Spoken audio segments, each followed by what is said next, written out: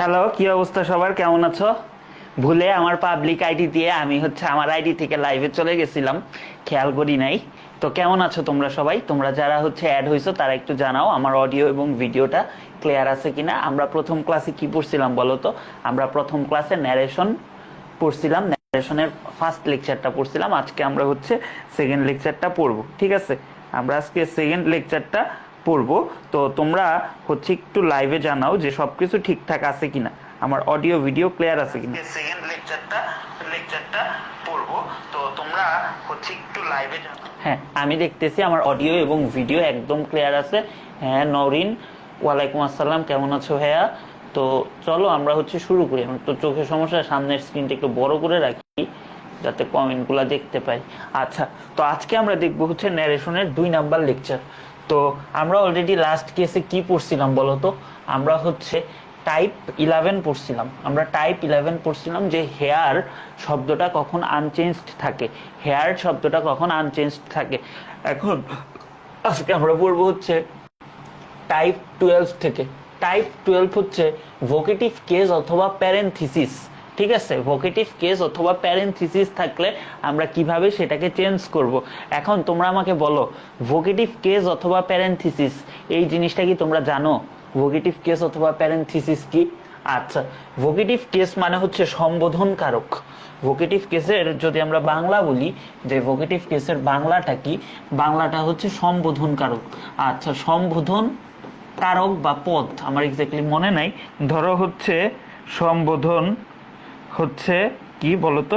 সম্বোধন পদ, পদই বললাম। হ্যাঁ, সম্বোধন পদ মানে কি ভাইয়া? সম্বোধন পদ মানে তোমার কি, কাউকে কোনো নামে সম্বোধন করে ডাকতেছো, কাউকে কোনো নামে ডাকতেছো, এটা কি বলতো? এটা সম্বোধন করে যে ডাকতেছো, নাম ধরে ডাকতেছো, এটা কি? এইটাই সম্বোধন পদ বা সম্বোধন কারক।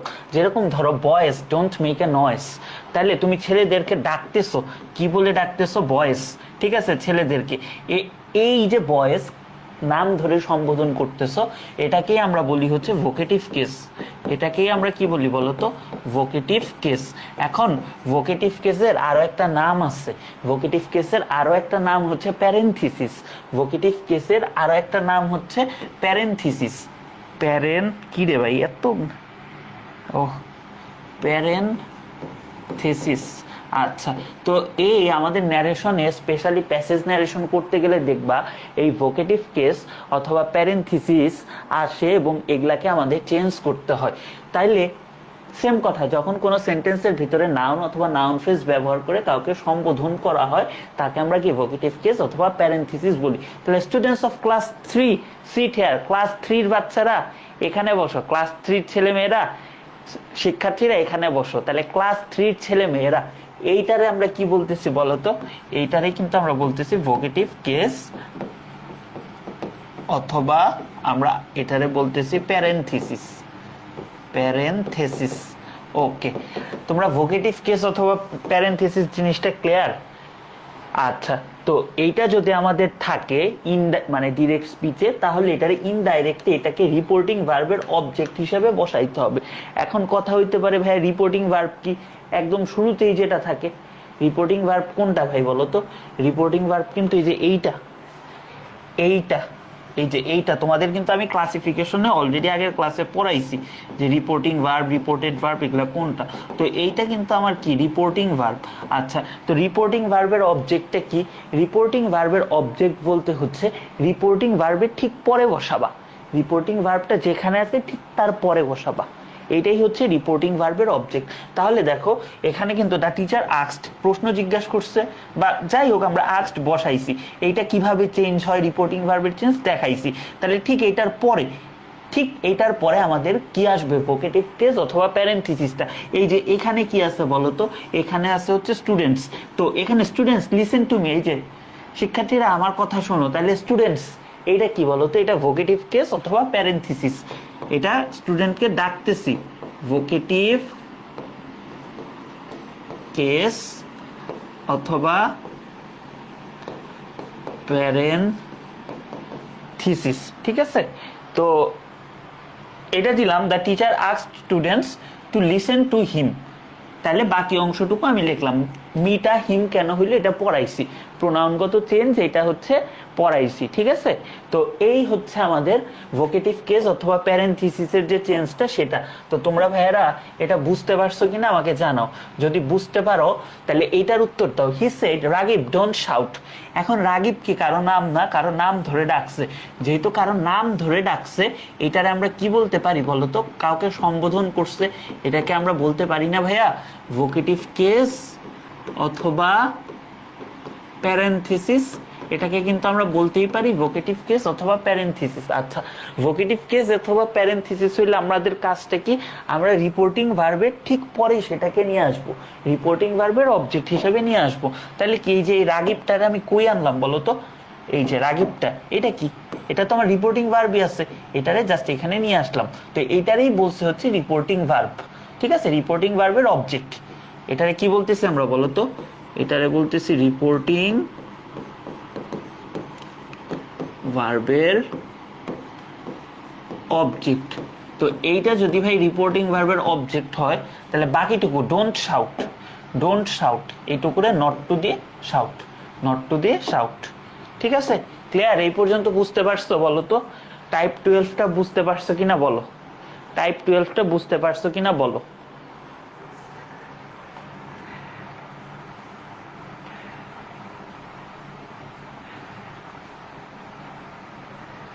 টাইপ 12টা বুঝতে পারছো কিনা একটু আমারে বলো।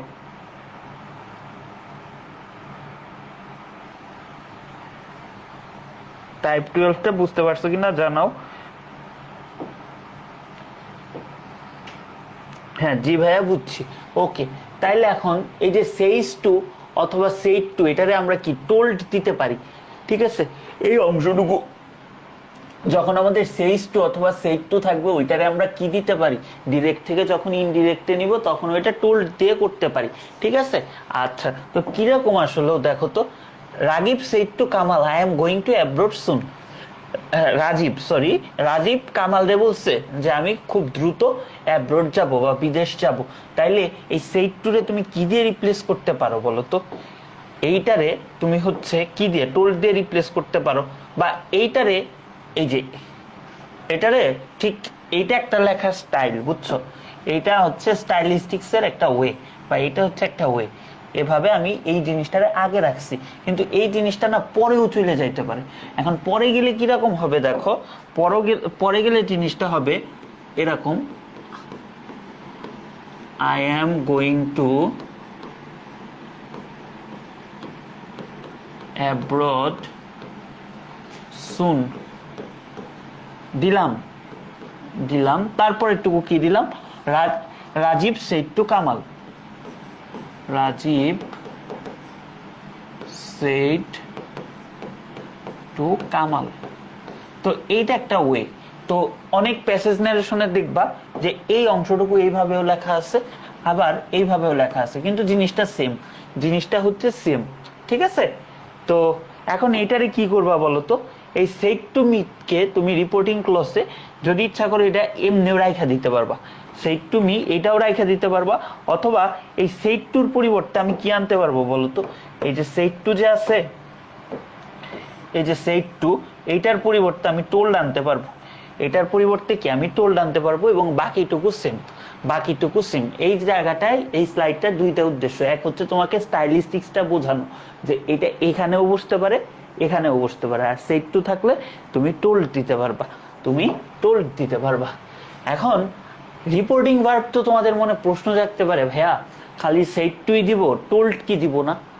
টোল্ড কি দিব না মানে টোল্ডের পাশাপাশি আর কি দিতে পারি না? হ্যাঁ, তুমি সেই টু যে কোনো কিছুই তুমি আস্কড, টোল্ড এগুলা দিতে পারো, not a big deal. But passage ন্যারেশনের ব্যাপারটা কি, আমরা যেটা করব এটা একটা হলিস্টিক প্রসেস।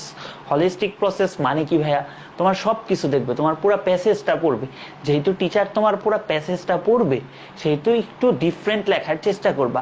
হয়তো বা এখানে খুব বেশি তোমার ভ্যালু অ্যাড করবে না, বাট ভ্যালুটা কই অ্যাড করবে? টিচার বুঝতে পারবে যে তুমি আসলেও জিনিসটা জানো বা বোঝো, তখন তোমার কি করবে জানো? রাইটিং পার্টে একটু হলেও কনসিডার করবে। এটা হচ্ছে কমন টিচারদের সাইকোলজি আর কি।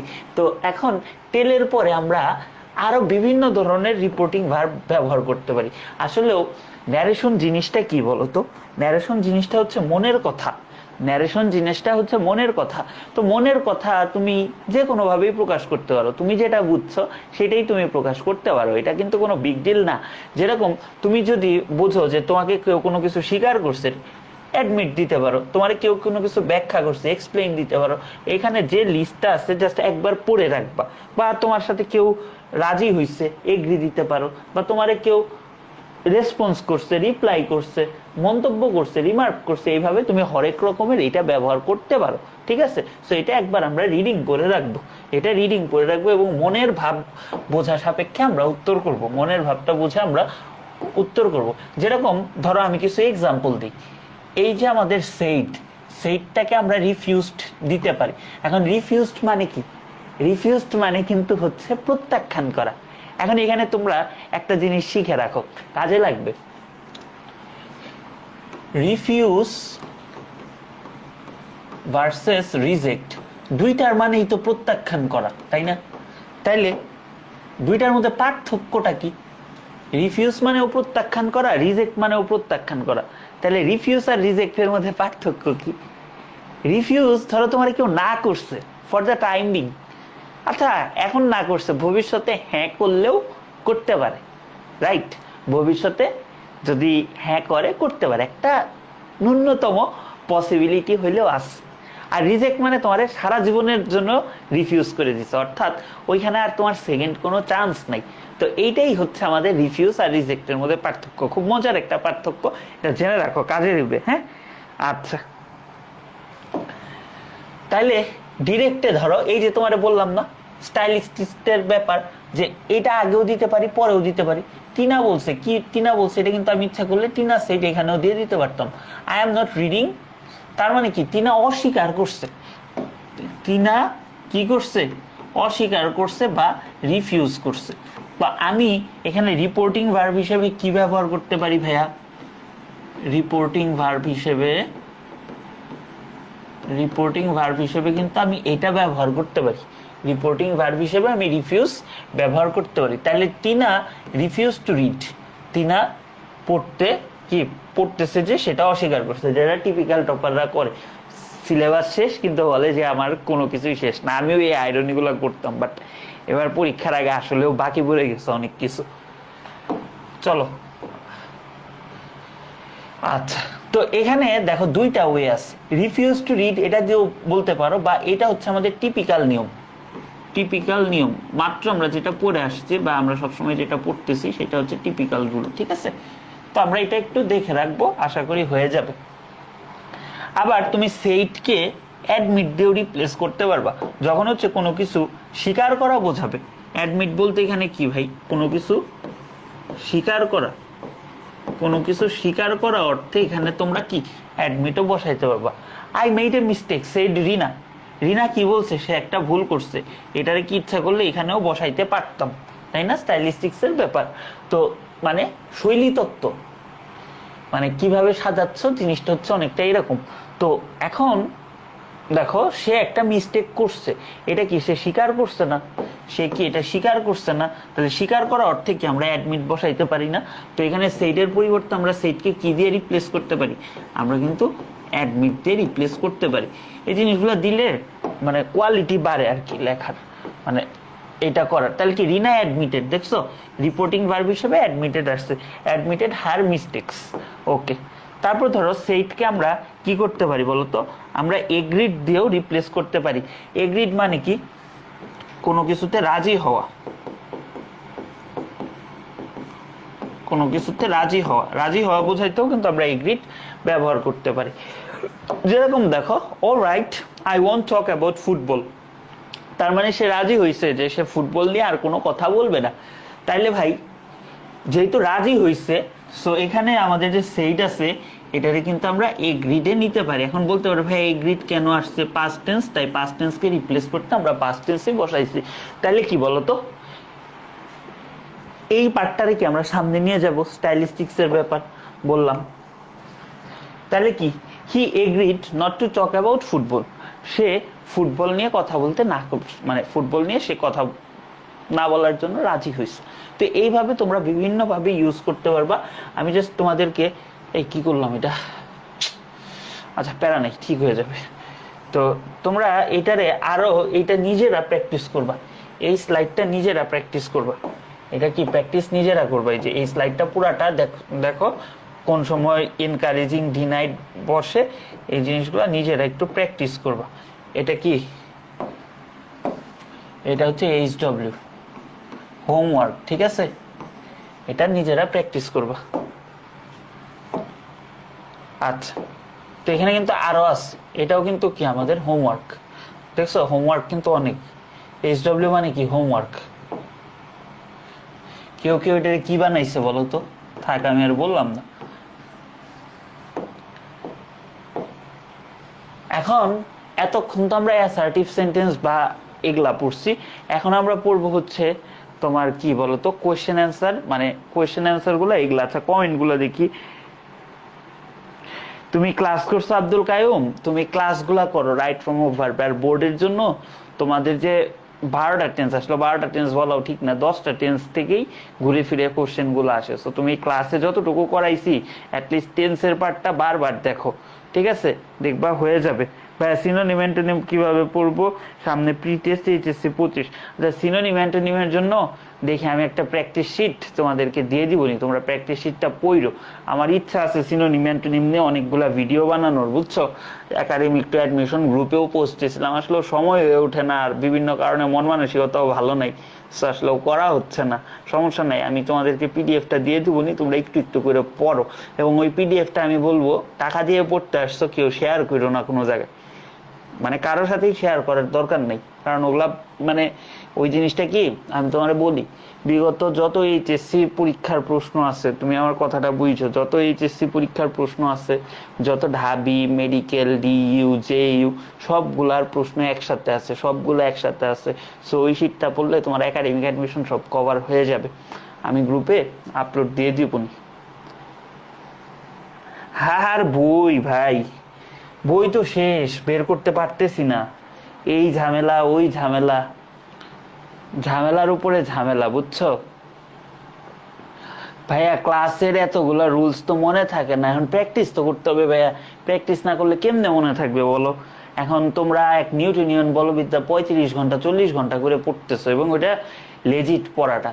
তো তুমি একটা পুরো একটা সাবজেক্ট যদি তুমি 35 ঘন্টা 40 ঘন্টা না পড়ো, বা জৈব যৌগে যেই ফোরটা দিবা, মানে 25-এ যারা আসো ওই ফোরটা যদি সেকেন্ড পেপারে অ্যাটলিস্ট না দাও, তাহলে কিন্তু ভাইয়া হবে না। কারণ দেখো এবার কিন্তু ইংলিশের রেজাল্ট খুব খারাপ হয়েছে। কিন্তু মজার ব্যাপার হচ্ছে, আমি ওই যে দুইজনকে মেনশন দিছি না 24 ব্যাচের, একটা মেয়ে হচ্ছে তাহসিন আর একটা ছেলে হচ্ছে রাহাত। আমি ওই যে যখন গ্রাফিক্স প্যাড নিয়েও পড়াইতাম না, এই দুইটারে দেখতাম কি সব সময় ক্লাস করতো। এই যে এই ব্যাচে যেরকম নরিনরে দেখি ক্লাস করতে, আরো দু একজনরে দেখি, ওরা মানে যাই পড়াই সব জায়গায় ক্লাস করতো। তো রাহাত যখন আমার কাছে ফার্স্ট পেপার মানে ভর্তি হয়, তখন হচ্ছে তোমার FRB-তে আমি মাত্র অ্যাড হই, বুঝছো?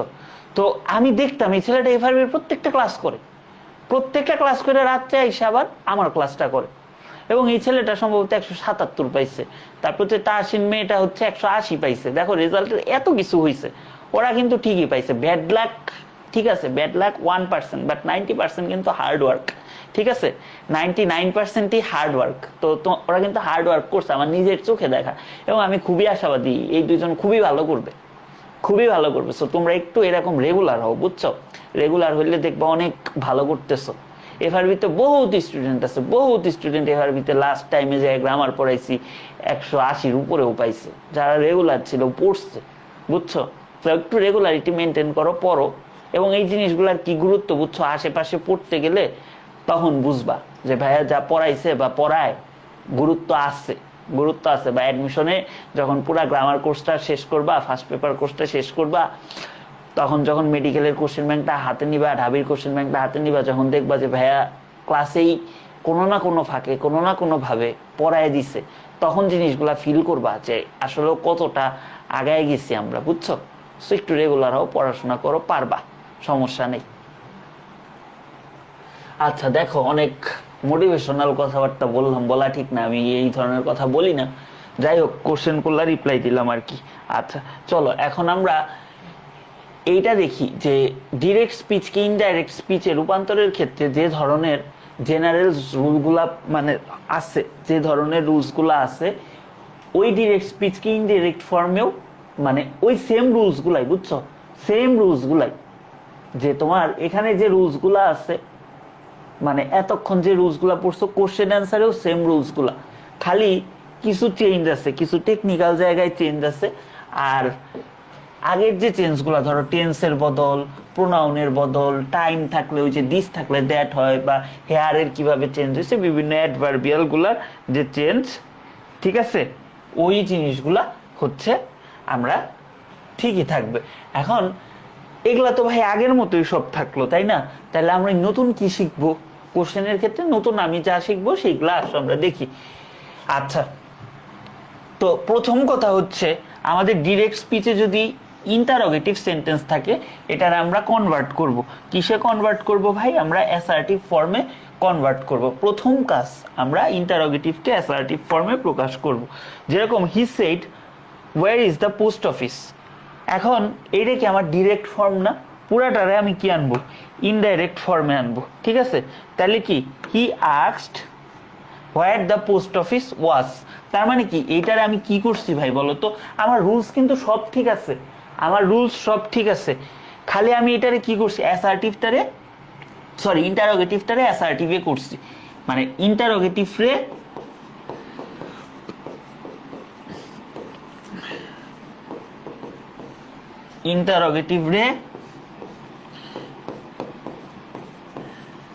অ্যাসার্টিভে কনভার্ট করছি, ইন্টারোগেটিভে অ্যাসার্টিভে কনভার্ট করছি।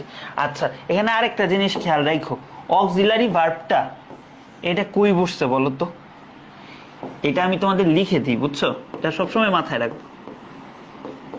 অ্যাসার্টিভ সেন্টেন্সে খুব বেসিক কথা, অ্যাসার্টিভ সেন্টেন্সে কি হয় বলো তো? সাবজেক্টের পর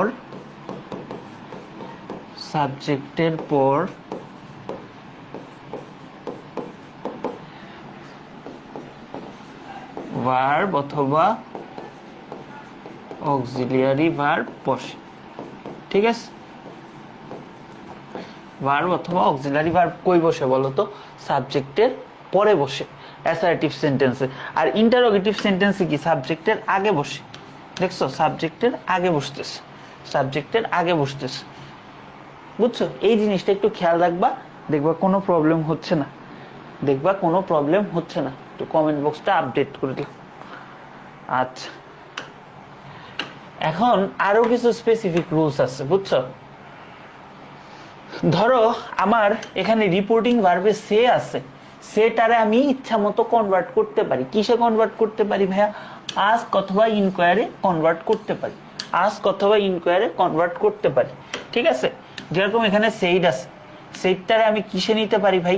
যেহেতু একটা প্রশ্ন করতেছে, সেহেতু এখানে আমি আস্কড অথবা ইনকোয়ার্ডে নিতে পারি, আস্কড অথবা ইনকোয়ার্ডে নিতে পারি। আচ্ছা, যেরকম he asked where he lived, তাহলে এইটারে আসলে ওই বাক্যটা কি বলতো? অ্যাসার্টিভ যদি এইটুকু করে করি তাহলে কি শি লিভস, তাই না? She lives. তো এতটুকুরই কিন্তু আমার কি হয়েছে বলতো? ন্যারেশন হয়েছে।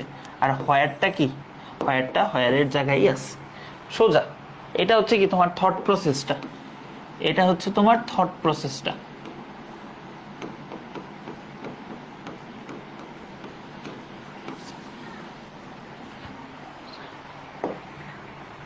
ঠিক আছে? আচ্ছা, এখন আরেকটা সেম সহজ কথা, সেটুর পরে অবজেক্ট। সেটুর পরে অবজেক্ট মানে কি? ধরো কারো নাম আছে, তাহলে তার পরিবর্তে আস্ক প্লাস অবজেক্ট, মানে মেন কথা সে থাকলে আস্ক হবে, ঠিক আছে? হি সেড টু মি, এটা আস্ক হয়ে হোয়ার আর ইউ গোয়িং, তো এটারে কি আস্কড হবে, বুঝছো? সেড টু রে আস্ক দিয়ে রিপ্লেস করছি, বাকি সব কিছু সেম। তাইলে আমি তোমারে বলি, যেটা হচ্ছে তোমার এখানে সেড টু প্লাস হচ্ছে অবজেক্ট। অবজেক্ট বলতে এখানে কারো নাম থাকবে, নর্মালি কারো নাম থাকবে। তাহলে এখানে একটা জিনিস খেয়াল রাখো, এখানে এই জিনিসটা খেয়াল রাখো, এখানে কিন্তু আস্কড টু নাই, আস্কড টু হবে, আস্কড টু কিন্তু হবে না।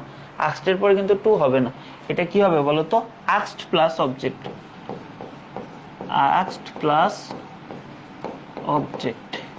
তো এই জিনিসটা একটু খেয়াল রাখিও, হ্যাঁ এই জিনিসটা একটু খেয়াল রাখো, আশা করি বুঝতে পারছো, ঠিক আছে। ওকে চলো সামনে যাই। এখন এটা তো ছিল ভাই আমাদের কি WH কোশ্চেন, তাই না? কোশ্চেন তো আসলে কয় রকমের, সাধারণত দুই রকমের, একটা হচ্ছে কি WH কোশ্চেন, আরেকটা কি তোমার ভার্বাল কোশ্চেন অথবা ইয়েস নো কোশ্চেন। এখন ভার্বাল কোশ্চেন বা ইয়েস নো কোশ্চেন মানে কি, যেগুলা ধরো কোন একটা প্রশ্ন করছো, ইয়েস অথবা নো দিয়েই উত্তর দেওয়া যাবে, ঠিক আছে, সেগুলা হচ্ছে ভার্বাল কোশ্চেন, ঠিক আছে। আচ্ছা এইটাই কিন্তু বলা হয়েছে যে দেখো যে আমরা কি জানি, ইয়েস অথবা নো বলে যে সমস্ত কোশ্চেনের জবাব দেয়া যায় সেগুলাই কি, সেগুলাই আমাদের ভার্বাল কোশ্চেন, ঠিক আছে। আসো আমরা একটু লক্ষ্য করি। Do you know the man, তুমি কি ওই মানুষটারে চিনো, তুমি কি ওই মানুষটারে চিনো? তোমার উত্তর কিন্তু দুইটা হইতে পারে, এক আমি চিনি, দুই আমি চিনি না, তাই না? এটার উত্তর কি হইতে পারে বলো তো, এক কথায় উত্তর, একটা হ্যাঁ চিনি নয়তো না। তো এজন্যই কিন্তু এটারে কি বলা হয় বলো তো, এটারে বলা হয় হচ্ছে ভার্বাল কোশ্চেন, ভার্বাল কোশ্চেন, ঠিক আছে। আচ্ছা are you a member of this club, এটারও কিন্তু দুইটা কোশ্চেন হয়, মানে দুইটা উত্তর হয়, হ্যাঁ অথবা না। তো এটারে আমি কি বলতে পারি বলো তো, এটারে কিন্তু আমি বলতে পারি ভার্বাল কোশ্চেন, এটারে আমি বলতে পারি ভার্বাল কোশ্চেন। আচ্ছা ঠিক আছে। তো এখন এই ভার্বাল কোশ্চেন থাকলে আমার কি হয় বলো তো, এখন আমাদের যেটা WH কোশ্চেন মানে WH ওয়ার্ড ছিল, WH কোশ্চেন বুঝছো, WH কোশ্চেন এটা কিন্তু আমার ডিরেক্টেও WH থাকে, ইনডাইরেক্টেও কি WH কোশ্চেন থাকে, মানে এটার কোনো চেঞ্জ হয় না। কিন্তু ভাই যেটা আমাদের ভার্বাল কোশ্চেন অর্থাৎ ইয়েস নো দিয়ে হয়, তখন কিন্তু আমাদের এই যে অক্সিলারি ভার্বগুলো যে আছে না, এগুলা চেঞ্জ হয়ে যায়, এগুলা আর হয় না, না বসে কি ইফ অথবা ওয়েদার হয়। ইফ অথবা ওয়েদার আমাদের দুইটা অপশনের মধ্যে একটাকে বাঁচতে সাহায্য করে। এখন দেখো do you know the man, তোমার কিন্তু দুইটা প্রবাবল উত্তর আছে, এক হচ্ছে ইয়েস একটা হচ্ছে নো, তার মানে দুইটা অপশন থেকে যখন একটা অপশন বেছে নেওয়া হয় এরকম ক্ষেত্রে আমরা ইফ অথবা ওয়েদার ব্যবহার করি। এখন সারা জীবন তো পড়ছো এই ভার্বাল কোশ্চেন থাকলে কি, অনেকে ভার্বাল কোশ্চেনও পড়ো নাই, অনেকে পড়ছো 9-10-এ পড়ে আসছো না বা 8-এ, অক্সিলারি ভার্ব দিয়ে থাকলে কি হয় বলো তো, অক্সিলারি ভার্ব দিয়ে থাকলে ইফ বা ওয়েদার হয়। এখন ইফ বা ওয়েদারটা কেন হয় এই টেকনিক্যাল নলেজটা কিন্তু জানতে হবে, এই জায়গাতেই মজা বুঝছো। তো এখন did you attend the language club, এটার কয়টা উত্তর হইতে পারে, দুইটা, ইয়েস অথবা নো। তাহলে এটা কি আমার ভার্বাল কোশ্চেন, রাইট? তো এটা যদি আমার ভার্বাল কোশ্চেন হয়, এটা আমার কি দিয়ে আমরা করব বলো তো, আমরা হচ্ছে ইফ অথবা ওয়েদার, আমরা ইফ অথবা ওয়েদার দিয়ে কাজটা করব। ওকে তাহলে সেট টুর পরিবর্তে আমি কি আনতেছি বলো তো, আগের মতো সেট টুর পরিবর্তে আমি আক্স টানতেছি, সেট টুর পরিবর্তে আমি আক্স টানতেছি, আনলাম। আচ্ছা তাহলে আমি নতুন করে কি যুক্ত করতেছি, ইফ যুক্ত করতেছি। আচ্ছা did you attend the language club, হার আছে না, এই ইউটা কে, শি, শি, তাহলে এখানে পাস্ট টেন্স। আসলেও এই যে ডিড ইউ অ্যাটেন্ড এইটারে, এটা আমার কি কোশ্চেন ফর্মে আছে, রাইট? এটা যদি আমার অ্যাসার্টিভ ফর্মে হয়, এটারে যদি আমরা অ্যাসার্টিভ ফর্মে আনি তাহলে জিনিসটা কি হবে বলো তো, অ্যাসার্টিভ ফর্মে আনলে ইউ অ্যাটেন্ডেড, ইউ অ্যাটেন্ডেড, তাহলে পাস্ট টেন্স যেহেতু আছে, এটা যদি পাস্ট টেন্স থাকে তাহলে আমাদের ওইটা কি হয়ে যাবে বলো তো, পাস্ট পারফেক্ট, মানে আমার হ্যাড প্লাস V3 হয়ে যাবে। তাহলে কি ইউ হ্যাড অ্যাটেন্ডেড, এটা কি আমাদের কি রাখতে হবে, পুরো সেন্টেন্সটা অ্যাসার্টিভ ফর্মে রাখতে হবে। তাহলে কি if she had attended the language club, বুঝতে পারছো? এটা হচ্ছে আমার থট প্রসেসটা, পুরো থট প্রসেসটা আমার এইভাবে হবে, এবং এটা একটু মাথায় রাখবো আমরা, ঠিক আছে। দেখো is the class very large, সে জিজ্ঞাসা করছে ক্লাস কি খুব বেশি বড়, এটা আমার কি হবে বলো তো, এটা আমার কি হবে, yes no question, verbal question. তাহলে ইয়েস নো কোশ্চেন বা ভার্বাল কোশ্চেন যদি হয় তাহলে আমরা এটা কি করব বলো তো, নর্মালি যেভাবে করি সেইভাবেই আমরা করব, নর্মালি যেভাবে করি সেভাবেই আমরা হচ্ছে করব, ঠিক আছে। ওকে, আশা করি পারবা, সমস্যা নেই।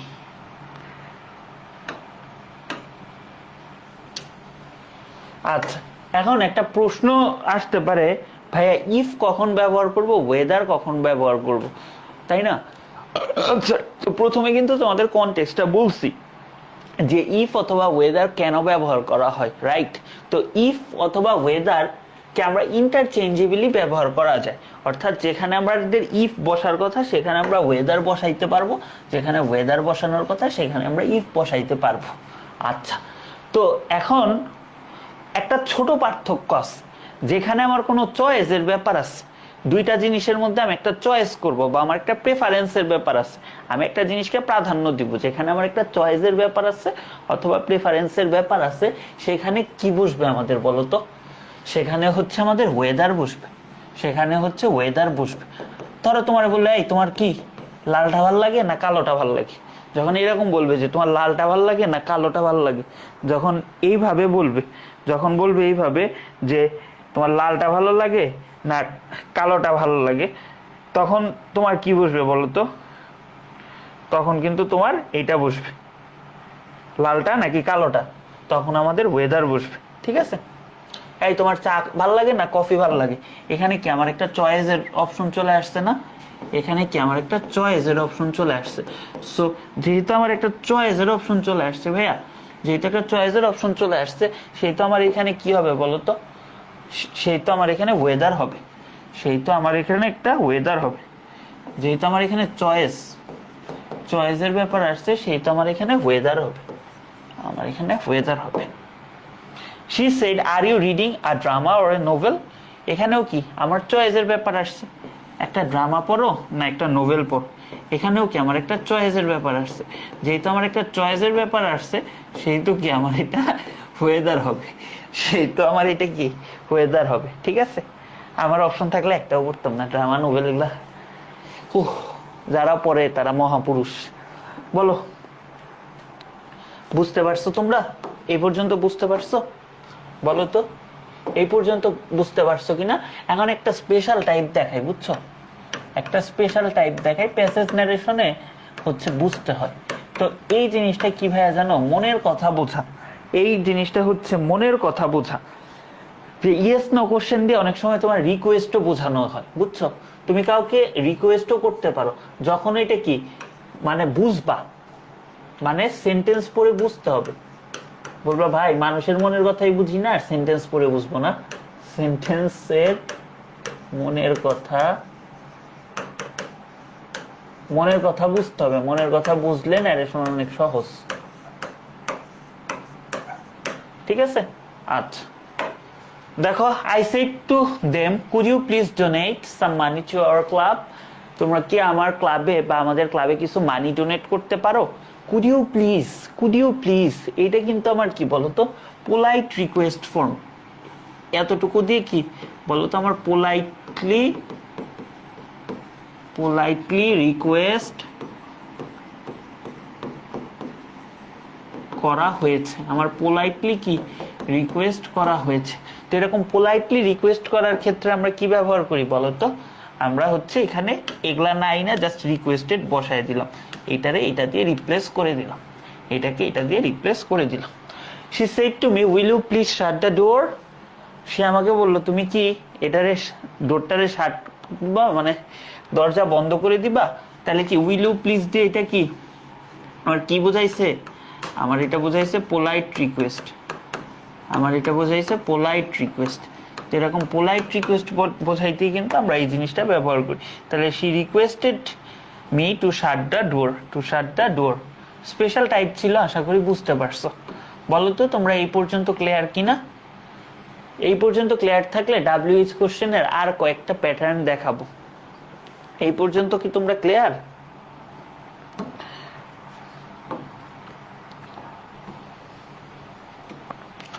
আচ্ছা দেখো, WH কোশ্চেন আসলে কিভাবে হয় এই স্ট্রাকচারটা মনে রাখবা, এই স্ট্রাকচারটা খুবই ইম্পর্টেন্ট, বুঝছো? এই জিনিসটা খুবই ইম্পর্টেন্ট। আচ্ছা, চয়েসের পারপাসে ইফ ব্যবহার করলে হবে। দেখো, চয়েসের পারপাসে ইফ অথবা ওয়েদার দুইটাই ব্যবহার করা যায়, এটা কিন্তু প্রথমেই বলছি তাই না? চয়েসের পারপসে ইফ অথবা ওয়েদার দুইটাই ব্যবহার করা যায়, কিন্তু এখন যখন দুইটা জিনিসের মধ্যে চয়েস বোঝাচ্ছে, চা নাকি কফি, লালটা না নীলটা, ঠিক আছে, আপেল না কমলা, এরকম যখন দুইটা জিনিসের মধ্যে চয়েস বোঝায় তখন আমরা কি বলি বলতো? তখন আমরা বলি ওয়েদার, বুঝছো? আর জেনারেলাইজড কোনো চয়েসের ব্যাপার বোঝাইলে ইফ। একটু তোমরা বেশি শিখো, একটু টেকনিক্যাল জিনিসগুলো জানো, খাতায় অ্যাপ্লাই করো, দেখবা ভালো হবে। অঙ্কিত বলছো ক্লিয়ার, কই আছো তুমি? তোমার কলেজ কি খুলছে নাকি? তো এখন দেখো, এই জায়গায় কি WH ওয়ার্ডের পরে আমার কি কোনো দ্যাট বসবে না। মেন কথা হচ্ছে WH ওয়ার্ডের পরে এই যে যদি ডিরেক্ট ফর্মে আমার কি থাকে, ডিরেক্ট ফর্মে যদি আমার এই WH ওয়ার্ডটা থাকে, আমার আস্ট অথবা ইনকোয়ার্ড ঠিকই বসবে, পাশাপাশি আমার একটা WH ওয়ার্ড বসবে। এখানে কোনো দ্যাট কিংবা কিচ্ছু বসবে না, লিটারালি কিচ্ছু বসবে না, ঠিক আছে? আচ্ছা, তাইলে মেইন পার্থক্যটা কি আমি অলরেডি বলে আসছি, যে আমাদের যখন ইয়েস নো কোশ্চেন অথবা ভার্বাল কোশ্চেন হবে তখন আমরা ইফ অথবা ওয়েদার ব্যবহার করব, আর আমাদের WH কোশ্চেনের ক্ষেত্রে আমরা এই জিনিসটাই ব্যবহার করব। সো ও গাজীপুরে, হ্যাঁ এই জন্যই তুমি ক্লাস করতেছো, আমি তো বুঝছি যে ঢাকায় থাকলে তো তোমার ক্লাস করার কথা না। আচ্ছা, if whether or WH question কোনোটার আগেই দ্যাট বসাবো না। এটা একটা মানে ন্যারেশন, এটা যে কি পরিমাণ ভুল করে, মানে এটা বলে বোঝানো যাবে না। এবং অ্যাডমিশনে এই জায়গাটা নিয়েই খেলে, যে একটা দ্যাট লাগাই দে, তুমি বুঝবাও না কত সুন্দর করে দেওয়া আছে, জাস্ট দ্যাট দেখে উত্তর করে দিবা এবং মারা, ঠিক আছে? দ্যাট দেখে উত্তর করে দিবা এবং মারা। সো দ্যাট আনাই যাবে না। That assertive sentence I know, but এখানে ইন্টারোগেটিভ সেন্টেন্সে দ্যাট বসানোই যাবে না, ঠিক আছে?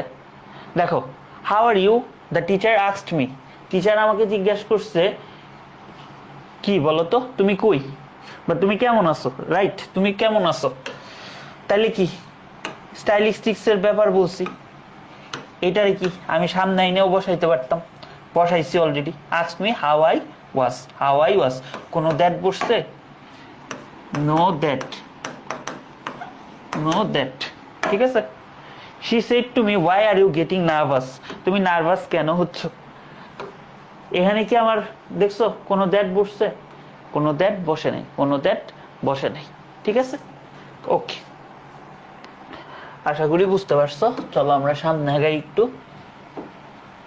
ইম্পারেটিভ সেন্টেন্স পড়ি এখন, বুঝছো? ইম্পারেটিভ সেন্টেন্সের অনেক ধরন আছে, অনেকগুলো ইম্পারেটিভ সেন্টেন্স আছে। আসো আমরা একটু পড়ি ইম্পারেটিভ সেন্টেন্স।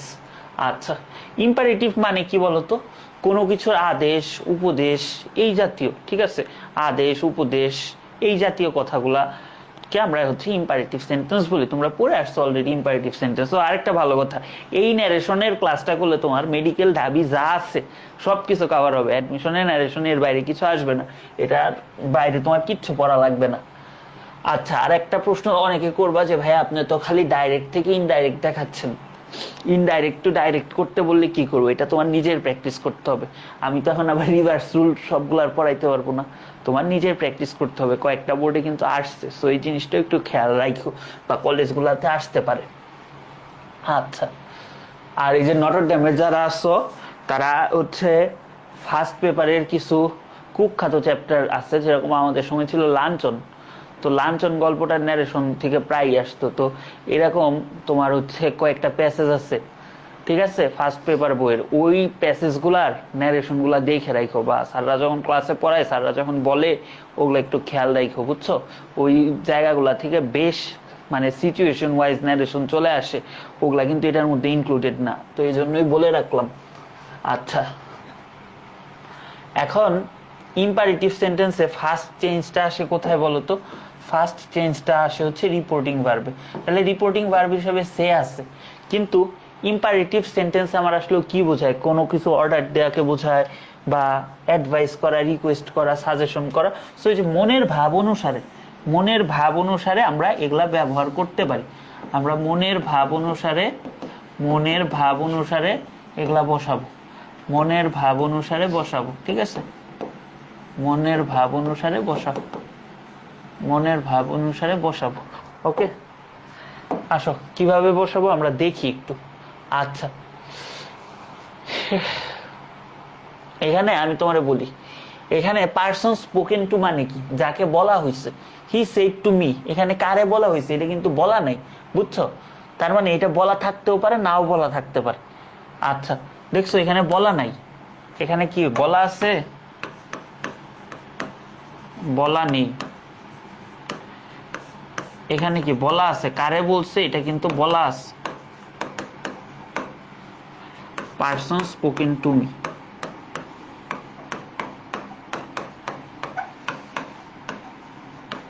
ঠিক আছে? আচ্ছা, কিন্তু ইনডাইরেক্ট স্পেস মানে স্পিচে এই জিনিসটা রাখতেই হবে, তোমার বলা থাকুক আর না বলা থাকুক তোমার এটা রাখতে হবে। প্রয়োজনে তুমি কাকে বলতেছো সেই অবজেক্টটা কল্পনা করে নিবা, বা যাকে বলছে আসলে ইম্পারেটিভ সেন্টেন্স কি, কাউকে উপদেশ দেওয়ার জন্য বলতেছে না, সো ওই জিনিসটা এখানে উল্লেখ করবা, ওই জিনিসটা এখানে উল্লেখ করবা। যেরকম দেখো ডিরেক্ট স্পিচের ইম্পারেটিভ ভার্বকেই কি ইনডিরেক্ট স্পিচে টু প্লাস ইনফিনিটিভে রূপান্তর করা যায়। যেরকম he said to her teacher please mark the present. তাইলে এখানে আমার কি একটা অনুরোধ করা হচ্ছে না? তাহলে এটা হচ্ছে এই যে প্লিজটা, এটা কি আমার একটা অনুরোধ করা হচ্ছে, তার মানে এটা কি আমার একটা রিকোয়েস্ট করা হচ্ছে। যেহেতু এটা আমার একটা রিকোয়েস্ট করা হচ্ছে, এটা কি, এটা হচ্ছে ইম্পারেটিভ সেন্টেন্স, রাইট? এটা আমার একটা ইম্পারেটিভ সেন্টেন্স। তাহলে কি রিকোয়েস্টেড বসাইছি, অবজেক্টটা বসাইছি। আচ্ছা তাহলে কি বাকিটুকু আমার ইনফিনিটিভ বসাইছি, বাকিটুকু আমার কি ইনফিনিটিভ বসাইছি। এটা আসলে ভুল লেখছে, বুঝছো? ইনফিনিটিভ মানে কি বলতো? ইনফিনিটিভ মানে হচ্ছে to plus verb one, to plus verb one হচ্ছে ইনফিনিটিভ। তার মানে এটা হবে to plus verb one, to plus verb one. এই যে টু প্লাস ভার্ব ওয়ান এটা হচ্ছে ইনফিনিটিভ, এটা হচ্ছে ইনফিনিটিভ। ওকে আচ্ছা, কেস টু আসো দেখি। প্লিজ অথবা কাইন্ডলি থাকলে এটা আমরা বাদ দিব। আমাদের যদি প্লিজ অথবা কাইন্ডলি থাকে এটারে বাদ দিব। বাদ দিয়ে আমরা কি ব্যবহার করব? সেন্স ক্যারি করে। প্লিজ আর কাইন্ডলি দিয়ে সাধারণত রিকোয়েস্ট বোঝায়, সো এরকম মনের ভাবটা আসলে বুঝতে হবে, আমাদের মনের ভাবটা বুঝতে হবে। হ্যাঁ তানভীর রহমান ঠিক বলছো, টু প্লাস ভার্ব ওয়ান মানে ভার্বের বেস ফর্ম। তো এরকম মনের ভার্ব মানে মনের ভাবটা বুঝে আমার এখানে ভার্বটা বসাইতে হবে। যেরকম he said to me please pass me the salt, এখানে কি আমার একটা রিকোয়েস্ট করা হচ্ছে, এখানে আমার একটা রিকোয়েস্ট করা হচ্ছে। তাহলে সেড টুর জায়গায় কি হবে বলো তো? আমার রিকোয়েস্ট বসবে। তাহলে he requested me to pass the salt. তাহলে কি I said to them kindly lend me some money. তার মানে এখানে আমার কি বোঝাচ্ছে আসলে বলো তো? সেন্স ক্যারি করে কি? রিকোয়েস্ট। তাহলে কি আমি এখানে রিকোয়েস্ট বসাবো, এখানে আমি রিকোয়েস্ট বসাবো। তাহলে I requested them to lend me some money, to lend me some money. ঠিক আছে, বুঝতে পারছো? কেস টু বুঝতে পারছো বলো তো? তাহলে আসো আমরা এখন কেস থ্রিতে যাই। আচ্ছা, এখন ডোন্ট দিয়ে যদি শুরু হয় না, দুই ভাবে করা যায়। ডোন্ট দিয়ে যখন ইম্পারেটিভ সেন্টেন্স শুরু হয় এটারে আমরা নেগেটিভ ইম্পারেটিভ বলি। তো একটা হচ্ছে নট প্লাস টু প্লাস ভার্বের বেস ফর্ম, এটা হচ্ছিল ভার্ব লেখা, তো এটা হবে হচ্ছে ভার্ব ওয়ান মানে ভার্বের বেস ফর্ম, সোজা কথা।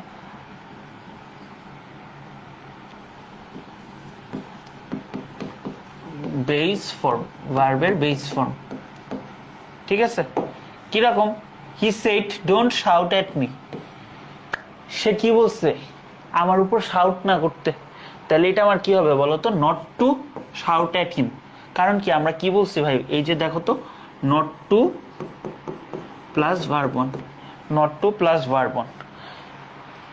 I said to them don't write anything on the wall. Don't রে আমরা কি দিয়ে করতেছি বলো তো? Not to plus verb one, not to plus verb one দিয়ে করতেছি। তাহলে I told them not to write anything on the wall. বুঝছো? এখন রিপোর্টিং ভার্বে এখানে নট টুটা অনেকে ইউজ করে আবার করে না। এখন নট টু ইউজ না করে আমরা কি করতে পারি বলতো? আমরা ফরবিড ইউজ করতে পারি। নট টু ব্যবহার না করে আমরা ফরবিড ব্যবহার করতে পারি, আমরা ফরবিড ব্যবহার করতে পারি। এখন এটা একটু মনে রাখবা, ফরবিড হচ্ছে ভার্বের মানে বেস ফর্ম V1, ফরবেড হচ্ছে ভার্বের পাস্ট ফর্ম মানে V2, আর V3টা কি, V3টা হচ্ছে ফরবিডেন, ফরবিডেন হচ্ছে V3, রাইট? তো চলো আমরা হচ্ছে শুরু করি। আসো, he said to me don't walk on the grass, ঘাসের উপর হাঁটিও না। তার মানে কি এখানে, সরি, এখানে কি বুঝাইছে আমার বলো তো? এটা কিন্তু আমার নেগেটিভ ইম্পারেটিভ বোঝাইছে। আমার কি বুঝাইছে? নেগেটিভ ইম্পারেটিভ, মানে ইম্পারেটিভ কিন্তু এটা কি নেগেটিভ সেন্সে বোঝাইছে। আচ্ছা, তো এখন যদি এটা নেগেটিভ ইম্পারেটিভ হয় তাহলে এখানে আমি ফরবিড ইউজ করতে পারি। হি ফরবিড, এই যে নেগেটিভ ইম্পারেটিভে ফরবিডটা আনছি, me to walk on the grass. তো এইটারে আমরা আগে কি শিখছি বলতো? এটার আরেকটা ফর্ম হইতে পারে, একটু আগেই শিখে আসছি যে হি, ধরলাম হি অর্ডার্ড মি, একটা ভার্ব বসাইলাম আর কি, he ordered me not to walk on the grass, not to walk on the grass, not to walk on the grass. ঠিক আছে, ঘাসের উপর হাঁটতে মানা করছে। তাহলে কি, I said to them don't make a noise. তো এটারে কি আমরা ডোন্ট মেক এ নয়েজটারে এটারে কি করতে পারি বলতো? ডোন্ট মেকরে কি করতে পারি? ফরবিড বসাইতে পারি, ফরবিড দিয়ে বসাইতে পারি। সো এটারে আমরা বলতো কি করতে পারি? এটারে আবার সেম ভাবে আমরা লিখতে পারি না? I request, I requested them not to make a sound, not to make a sound, তার মানে make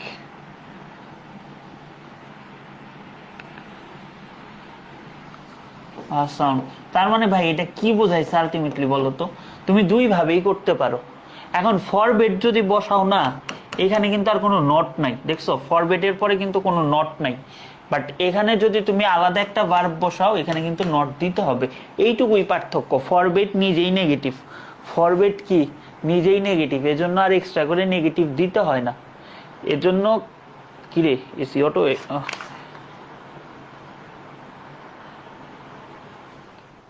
এজন্য এক্সট্রা করে আর নট দিতে হয় না, বুঝছো? এজন্য এক্সট্রা করে আর নট দিতে হয় না। কিন্তু যদি ফরবিড না বলো তাইলে আবার এক্সট্রা করে নট দিতে হয়, এক্সট্রা করে নট দিতে হয়। সো এইটা তোমরা পারবা না বলো তো? এটা তোমরা পারবা না বলো তো? এটা পারবা কিনা বলো? আমি আর কে জানি ধুমধাম মেসেজ দিতেছি, একটু জাস্ট চেক করে নি। এই পর্যন্ত পারবা কিনা বলো? আচ্ছা, ফাও মেসেজ দরকার নেই।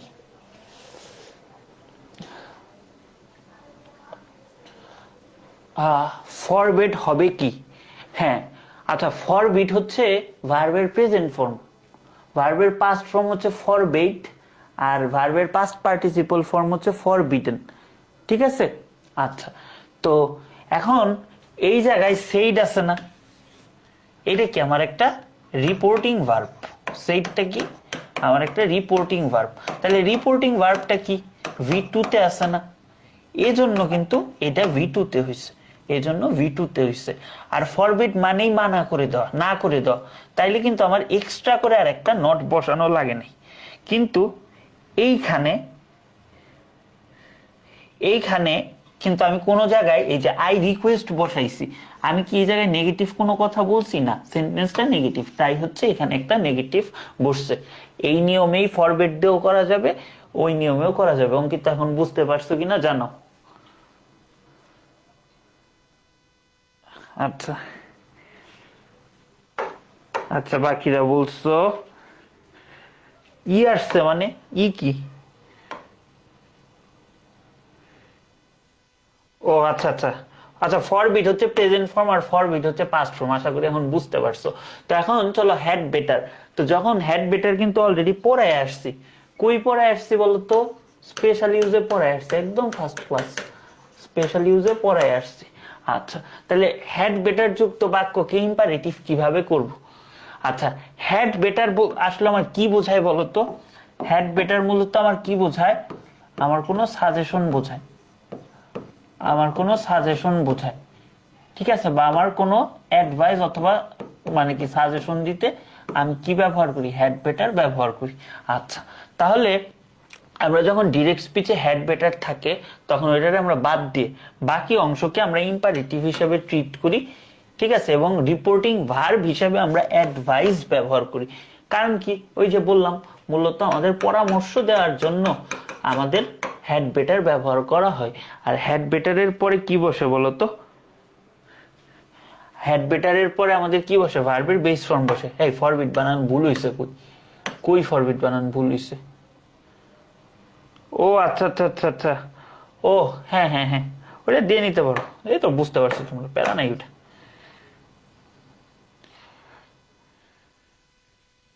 এক মিনিট একটু দাঁড়াও তো তোমরা।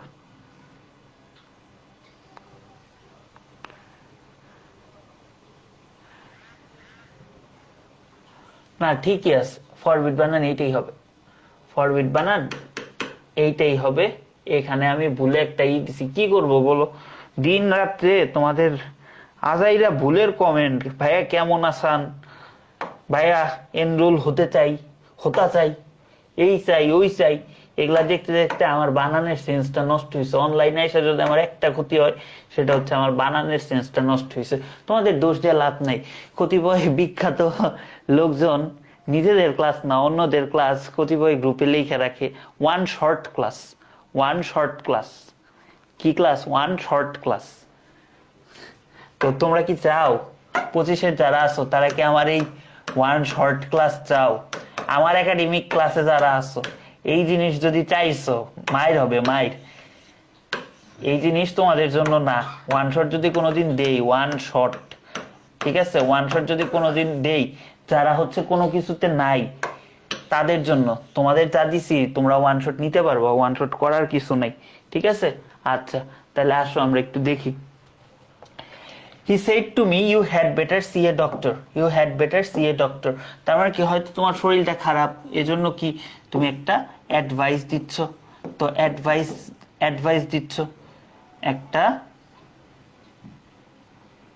অ্যাডভাইস দিচ্ছ।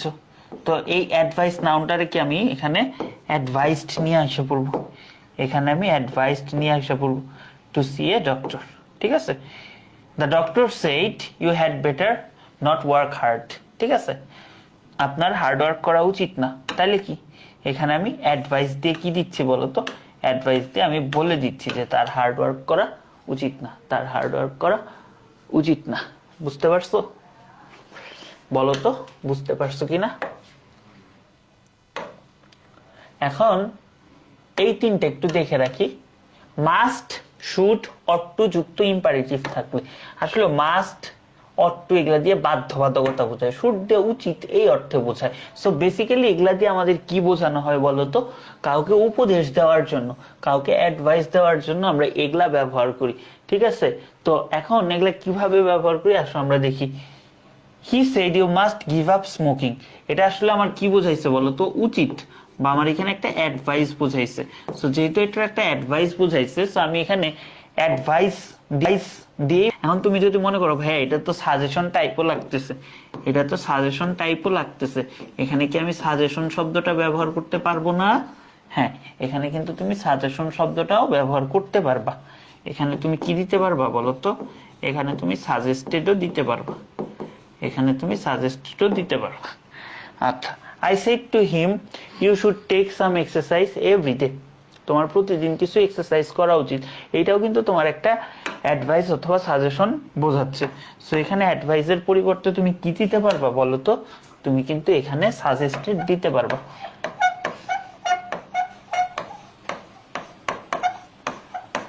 বহুদিন পরে ক্লাস নিতেছি আজকে, পূজার বন্ধতেই মনে হয় লাস্ট ক্লাস নিয়েছিলাম। হ্যাঁ, এক সপ্তাহের ক্লাস নেওয়া হয়নি। ওকে, ঠিক আছে। তারপর আসো হচ্ছে আমরা কি, শুড নট অট নট যুক্ত। শুড নট অট নট থাকলে কিচ্ছু করবা না ভাই, জাস্ট নট টু লাগাই দিবা, জাস্ট কি করবা, জাস্ট নট টু লাগাই দিবা। তাহলে কি, he said you should not অথবা ought not to tell lies, ঠিক আছে। তাহলে এটা কি? He advised us not to tell lies. আচ্ছা, তোমাদের কি কারো মেসেঞ্জারে প্রবলেম হইছে? মেসেঞ্জারে ঢুকতে পারতেছি না, বুঝছো? মেসেঞ্জারে ঢুকলে মানে নতুন কোনো চ্যাট আসতেছে না।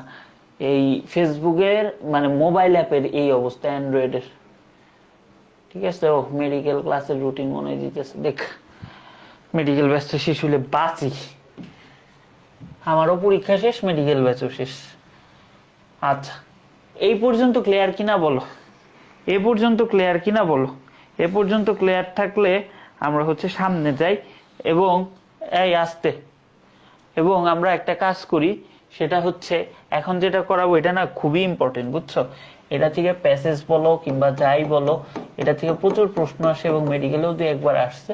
সো ইম্পারেটিভ সেন্টেন্সে একটা রুলস যদি ইম্পর্টেন্ট হয় ভাইয়া, ইম্পারেটিভ সেন্টেন্সে যদি একটা রুলস ইম্পর্টেন্ট হয়, সেটা কোনটা বলো তো? সেটা হচ্ছে এখন যেটা করাবো সেইটা, এখন যেটা করাবো সেটা। সো সবাই একটু মনোযোগ দাও, আমি একটু দেখলাম আমরা কোন পর্যায়ে আসছি, একটু দেখে নিলাম। আচ্ছা, তাহলে লেট মি অথবা লেট আস, এগুলা দিয়ে আসলে কি বোঝায় বলো তো? লেট মি অথবা লেট আস, এগুলা দিয়ে আমাদের কিন্তু কোনো প্রপোজাল অথবা সাজেশন বোঝায়। লেট মি অথবা লেট আস দিয়ে আমাদের কি বোঝায়? কোনো প্রপোজাল অথবা কোনো সাজেশন বোঝায়। তো এখন প্রপোজাল অথবা সাজেশন বোঝাইলে আমার রিপোর্টিং ভার্ব হিসেবে কি আনবো?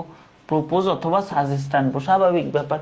কারণ যখন কোনো প্রপোজাল অথবা সাজেশন বোঝায়, তখন কি আমরা রিপোর্টিং ভার্বটা কি মনের ভাব অনুসারে বসাই। সো মনের ভাব অনুসারে যদি বসাই, তাহলে কি প্রপোজ অথবা সাজেস্ট আনবো। আচ্ছা, এখন ভার্বের পরে পার্সোনাল অবজেক্ট ব্যবহার না করে কি দ্যাট বসানো লাগে। মানে আমি যারে বলছি তার নামটা আমি উল্লেখ না করে ডাইরেক্ট দ্যাট বলতেছি। আর দ্যাট ক্লজে যেটা দিয়ে শুরু হবে, লেটের পরিবর্তে শুড বসবে, লেটের পরিবর্তে শুড বসবে। এগুলা যা পড়াইছি এখন সব আসলে রিলেট করি।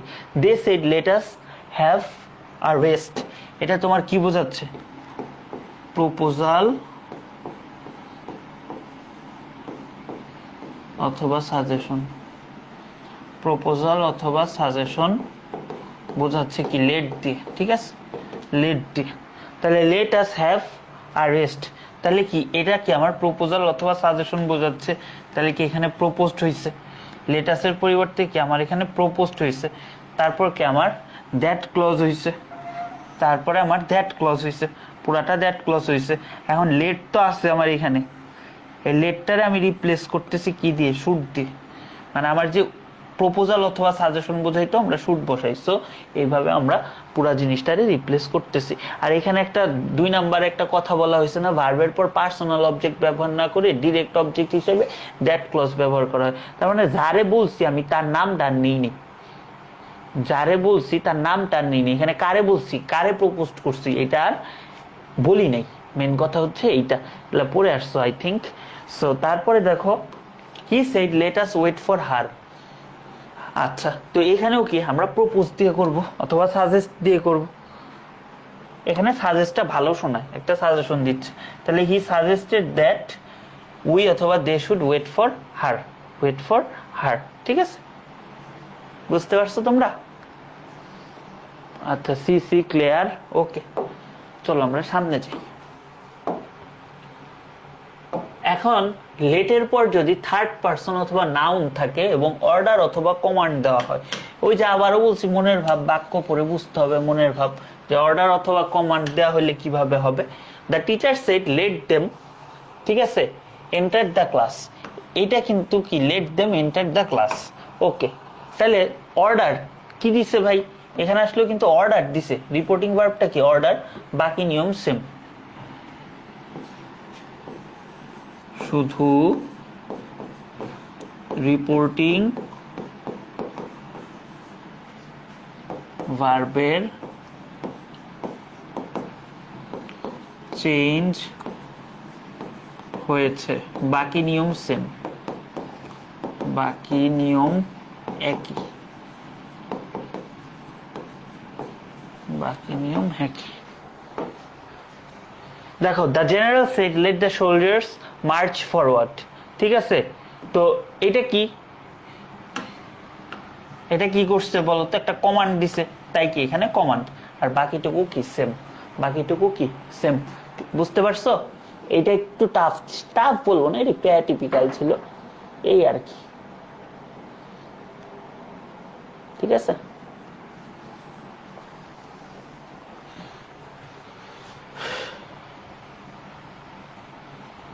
এখন আসো আমরা অপটেটিভ সেন্টেন্স পড়ি।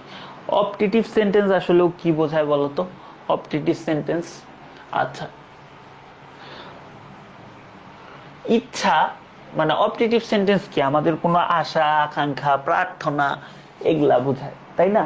কার্স মানে কি, এখানে কার্স মানে অভিশাপ। তাহলে ইচ্ছা অথবা কামনার ধরন অনুসারে, ইচ্ছা অথবা কামানোর ধরু ইচ্ছা অথবা কামনা মানে বাসনা, কামনা বাসনার ধরন অনুসারে আমরা উইশ, প্রে, ব্লেস, কার্স এগুলা ব্যবহার করতে পারি। রিপোর্টিং ভার্বটা আসলে মনের কথা বোঝায়, তো মনের কথাটা আমাদের বুঝতে হবে, মনের কথাটা বুঝে সেই অনুসারে আমাদের উত্তরটা করতে হবে, সেই অনুসারে আমাদের উত্তরটা করতে হবে। ঠিক আছে, আচ্ছা আচ্ছা আচ্ছা। তাহলে স্টেটমেন্টে রিপোর্টিং এর মতো অনেক সময় রিপোর্টিং ভার্বের পর দ্যাট ব্যবহার করা হয়, এবং এটারে কি উইশ অথবা ডিজায়ার দিয়ে আমরা বলি। যেরকম দেখো আমরা এটার এক্সাম্পল দেখি, রুলসের চেয়ে এক্সাম্পল দেখলে ভালো হবে। Happy birthday to you, Kamal said to Rumpa. Kamal রুম্পারে কি বলছে? হ্যাপি বার্থডে, তার মানে কি উইশ করছে। দেখো উইশ করছে কি happy birthday, wish happy birthday, শেষ। বুঝছো? খুব সহজ এগুলা, এগুলা খুবই সহজ। এখন না আশ্চর্যবোধক চিহ্ন এইটা পড়ি। তাইলে একটা জিনিস মাথায় রাখবা, সেন্টেন্সের মুড না বুঝলে রিপোর্টিং ভার্ব হিসেবেও সর্বদা টোল্ড ব্যবহার করা যাবে। হ্যাঁ যাবে, এটা এমন না যে যাবে না বা ভুল হবে, বাট যেহেতু তোমরা এখন থেকে শিখতেছো অঙ্কিত, তো এখন থেকে তোমাদের এটা শিখতে হবে যে কখন কোনটা ব্যবহার করব। তুমি বুঝতেছো এখানে তোমাকে একটা সাজেশন দেওয়া হচ্ছে, তোমাকে একটা প্রপোজাল দেওয়া হচ্ছে, তাহলে তুমি বুঝেও কেন টোল্ড ব্যবহার করবা? কোনো দরকার নেই, তুমি তো ক্লাস করতেছো বা তুমি তো পড়তেছো, তাই না? পড়তে পড়তে তোমার মধ্যে ওই সেন্সটা গ্রো করে যাবে যে কখন হচ্ছে সাজেস্টেড দিবা, কখন অ্যাডভাইস দিবা, কখন প্রপোজাল দিবা, কখন উইশ দিবা। এগুলা কয়েকটা প্র্যাকটিস করতে করতে জাস্ট বাংলা মিনিংটা চিন্তা করলে মাথায় চলে আসবে। তো এখন একটা জিনিস প্রথমে তোমাদের বলে নিই, পাঞ্চুয়েশনে বলছি, এই চিহ্নটার নাম কি? এই চিহ্নটার নাম হচ্ছে নোট অফ এক্সক্লামেশন। এক ভাইভাতে জিজ্ঞাসা করছিলাম, এটা পারে নাই, এরপর থেকে মনে হয়েছে যে না তোমরা জানা রাখো। এক্সক্লামেটরি মার্কস তো জানোই, বাট এটারে আর একটা নাম হচ্ছে নোট অফ এক্সক্লামেশন। তো এখন এই এক্সক্লামেটরি সেন্টেন্স দুই রকমের হইতে পারে, বা মার্ক অফ এক্সপ্লানেশন মার্ক দুই রকমের হইতে পারে। ঠিক আছে, একটা WH ওয়ার্ড যুক্ত, একটা WH ওয়ার্ড ছাড়া। আচ্ছা, তো এটা কি স্পেশাল মানে রুলস মানে ফলো করে? যেরকম একটু আগে বললা যে টোল্ড, টোল্ড ব্যবহার করা যায়, তো টোল্ড এর পরিবর্তে ওটা তো যে কোনো সেন্টেন্সে যায়। তো এখানে তোমার এক্সক্লামেটরি মার্ক বা নোট অফ এক্সক্লামেশন কি প্রকাশ করে? আনন্দ, দুঃখ এগুলাই তো প্রকাশ করে।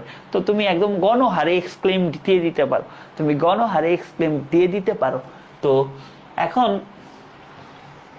গণহারে এক্সক্লেম দেওয়ার পরে তোমার ইমোশনের নামটা উল্লেখ করবা, যে তুমি যদি দুঃখ পাও তাহলে কি এক্সক্লেমড উইথ সরো, তুমি যদি আনন্দ পাও এক্সক্লেমড উইথ জয়, তুমি যদি রাগান্বিত হও এক্সক্লেমড উইথ অ্যাঙ্গার, তুমি যদি সারপ্রাইজড হও এক্সক্লেমড উইথ সারপ্রাইজ, এগুলা দিবা। ঠিক আছে, আচ্ছা। এই হি এক্সক্লেমড উইথ জয়, বাকিটুকু নর্মাল নিয়মে। হি এক্সক্লেমড উইথ সরো, বাকিটুকু নর্মাল নিয়মে। পরবর্তী ক্লজের সাবঅর্ডিনেট কনজাংশন হিসেবে দ্যাট বসে। আচ্ছা, এটা বুঝতে পারছো, মানে এখানে কি একটা দ্যাট বসবে, এখানে একটা দ্যাট বসবে, দ্যাট বসে বাকিটুকু আগের নিয়ম, আগের নিয়ম।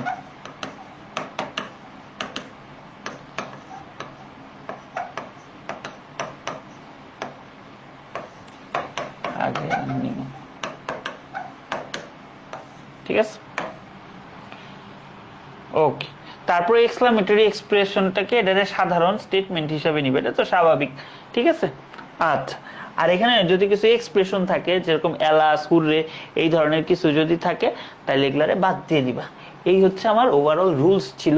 আর আমরা একটা প্র্যাকটিস করি, এগুলো আসলে যত প্র্যাকটিস করবো তত মাথায় থাকবে। He said how beautiful the bird is, তাহলে এখানে এক্সক্লেমড বসায় দিলা, এখন এটা তো সে হচ্ছে কি আনন্দিত হয়েছে বা সে প্রশংসা করছে, অ্যাডমিনারেশন, অ্যাডমিরেশন মানে কি প্রশংসা করা, তাহলে হি এক্সক্লেমড উইথ জয় অথবা admiration that the bird was very beautiful, the bird was very beautiful.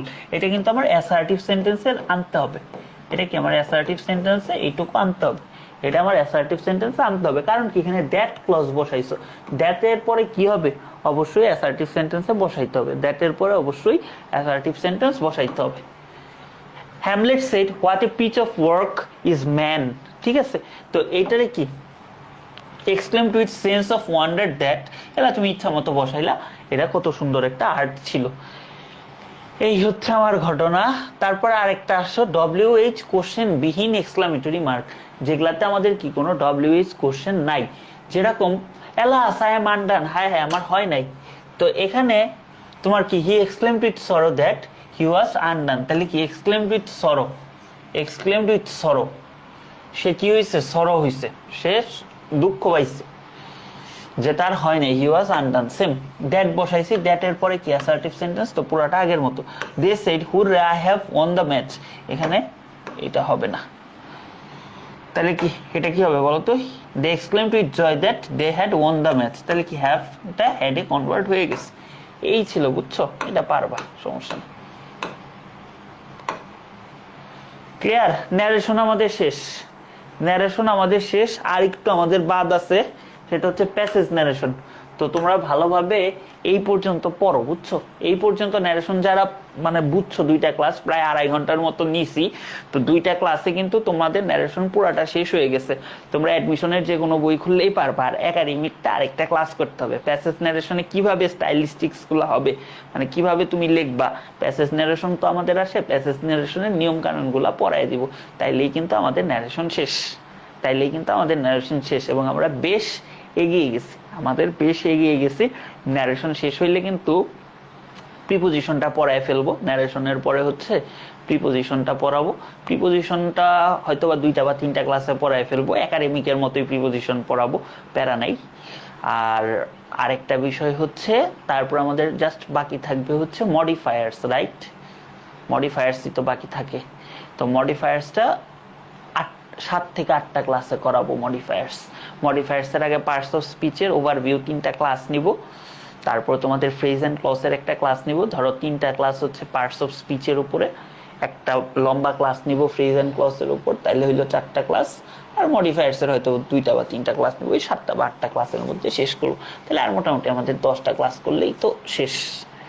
R synonym antonym তো তোমাদের শীট দিয়েই দিব। হ্যাঁ, মডিফায়ার্স কবে পড়াবেন? পড়াবো, মডিফায়ার্স পড়াবো, মডিফায়ার্স এর পর থেকেই শুরু করবো।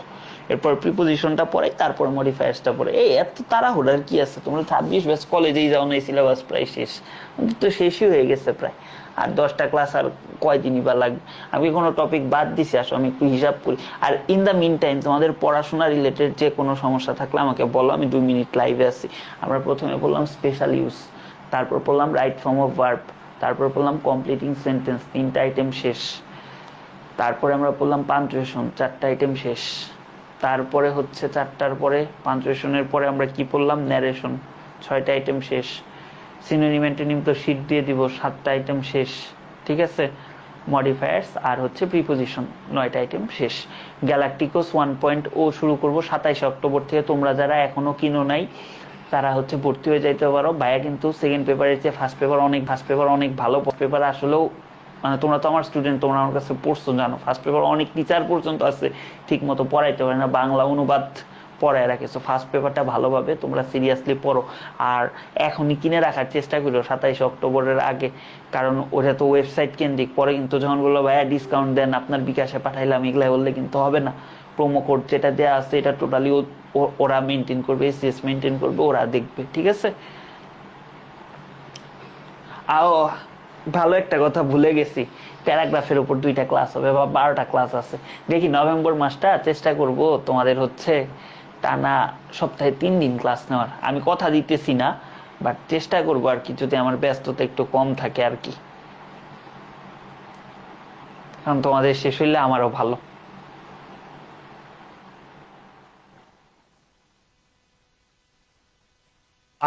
তুমি টেস্ট পেপার বলতে কি বোঝো? টেস্ট পেপার বলতে আমার সময় আমি সব সময় বোর্ডের 5-7 বছরের কোশ্চেন বুঝতাম।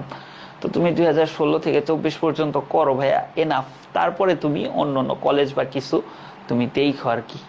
ইংলিশের অবস্থা খুব খারাপ, কোনো সমস্যা নাই, তুমি ঠিক মতো ক্লাসগুলা করো, ক্লাসগুলা করলেই তোমার হয়ে যাবে। ভাইয়া টাইমটা একটু চেঞ্জ করলে ভালো হয়। আমার তো আমার পরীক্ষাটা একটু শেষ হোক, দেখি সামনে রেফারবি কি হয়, তো ওই অনুসারে বা সাইকেলের টাইমটা তো অন্য অন্য ভাইয়াদের সাথে মেনটেন করে দিতে হবে। তো দিয়ে আমি চেষ্টা করব চেঞ্জ করে দেওয়ার।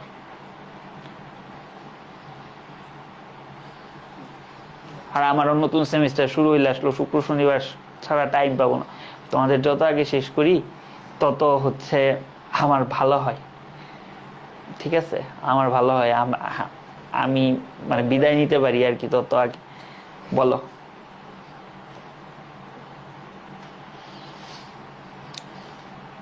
আর মনে হয় কোনো প্রশ্ন নাই, রাইট?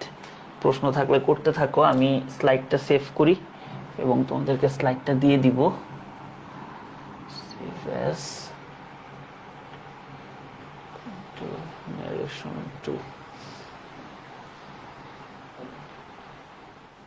আর কোনো প্রশ্ন না থাকলে আমি বিদায় নিব আস্তে আস্তে। আচ্ছা, এসি ফিজিক্স ক্লাস থেকে চেঞ্জ করে দিব, আমার পরীক্ষাটা শেষ হোক, তারপরে বসতেছি। সামনের সপ্তাহে ক্লাস নাও হইতে পারে, কারণ আমার পরীক্ষা তো। তো সামনের সপ্তাহে যদি বাই এনি চান্স না নিই, নভেম্বরের হচ্ছে ওই 2টা এক্সট্রা ক্লাস নিয়ে নিব, সমস্যা নেই। আমার হচ্ছে 23 তারিখ থেকে 4 তারিখ পর্যন্ত পরীক্ষা। ইয়েস, ক্লিয়ার, ওকে। আর মনে হয় কোনো প্রশ্ন নাই না? একটু দেখি, কোনো প্রশ্ন না থাকলে আমি হচ্ছে লাইফটা ইন্ড করি। হ্যাঁ, আচ্ছা ঠিক আছে, ভালো থাকো সবাই। তাহলে সবার সাথে দেখা হবে আবার কালকে নেক্সট ক্লাসে। আশা করি কালকে নিয়ে ফেলবো ক্লাস। আর কালকে কোনো কারণে না যদি নিতে পারি, শনিবার হচ্ছে 9টা বা 10টায় তোমাদের জানায় নিয়ে নিব, ঠিক আছে? ওয়ালাইকুম আসসালাম, ভালো থাকো সবাই।